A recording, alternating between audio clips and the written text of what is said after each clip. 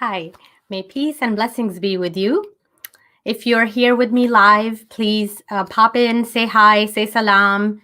And if you're watching a replay, please feel free to add the hashtag replay to let me know that you were able to catch the replay. Today, I want to talk about a very important topic, which is overcoming self-doubt and overcoming negative self-talk. First, I want to just let you know that if you think you're the only one suffering from that, you're not alone in this. Every single human being pretty much suffers from this, but we all may have different degrees of it in ourselves. I see over and over again that women feel this way a lot more in any of the different spaces I've been in. So I really want to focus this live on my sisters, on the women, and I want to speak directly to you.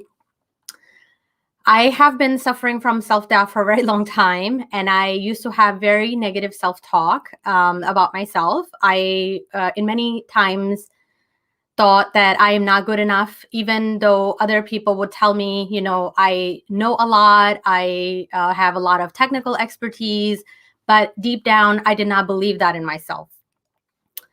But every single time this happened, I learned from that experience, right? I learned from my own negative self-talk, and I learned from the experience itself. And when I would walk away from that situation, I would figure out what is it that I need to do differently going forward? What skill is it that I think that I believe that I'm lacking, and what can I do about it? So I did a lot of different trainings and a lot of different specialized things to really try to get better at it. But at the end of the day, what I realized was it all starts with my own mindset. So if I can get my mindset right, it doesn't really matter if I have the technical expertise or not as much, right? A lot of times I was suffering from perfectionism, and I would not put things out, or I would not share my end product until it was 99% ready. I have changed quite a bit in that, because I think once you realize that your message is more important, right? What you're working on is more important than what it looks like. You're not as concerned with things like that. You're not bothered by things like that. So now I'm very comfortable with even sharing very rough draft, very rough ideas. Even if I don't have all the things figured out, if I have a few bullet points, I'm able to share those.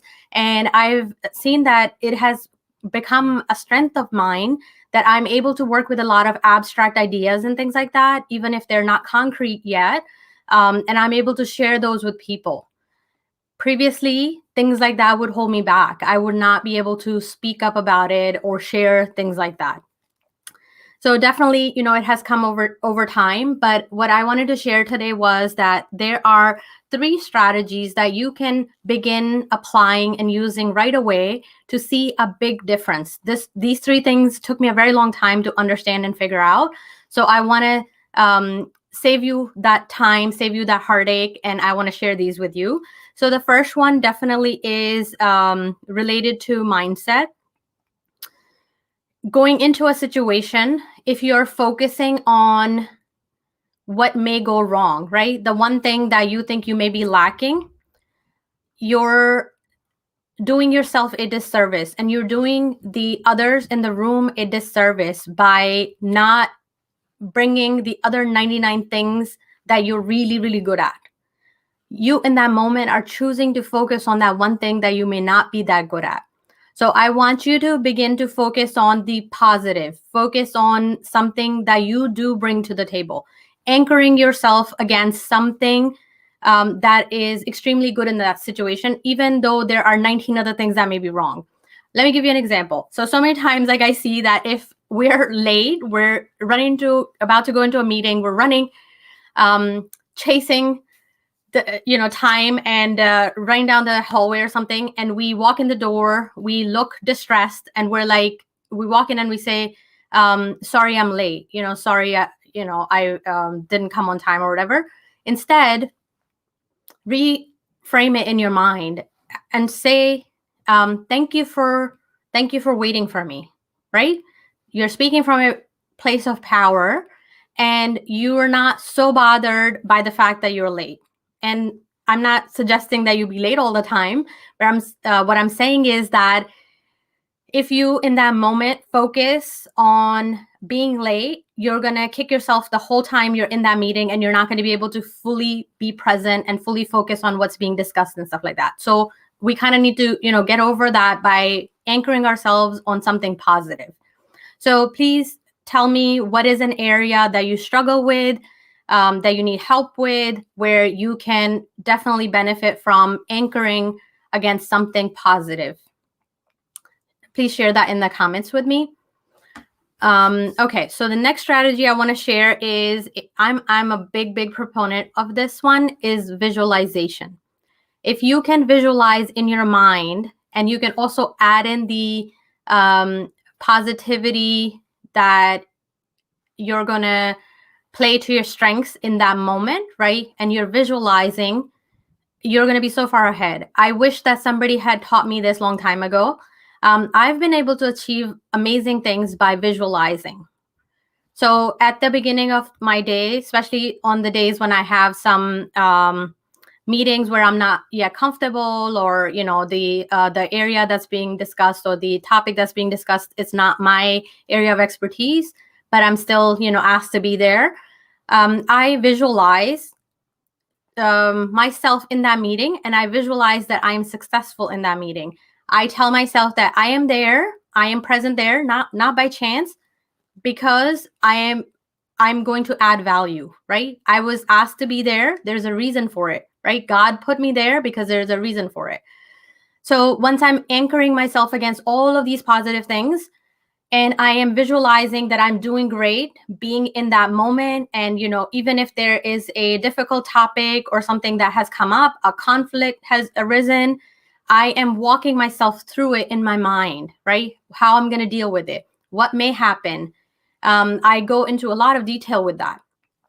So once I'm able to do that, my brain knows that I have visualized it, I've seen it, and then it knows that it can happen. And then when I'm actually in that meeting, it becomes a lot easier. I'm able to cruise through it very easily.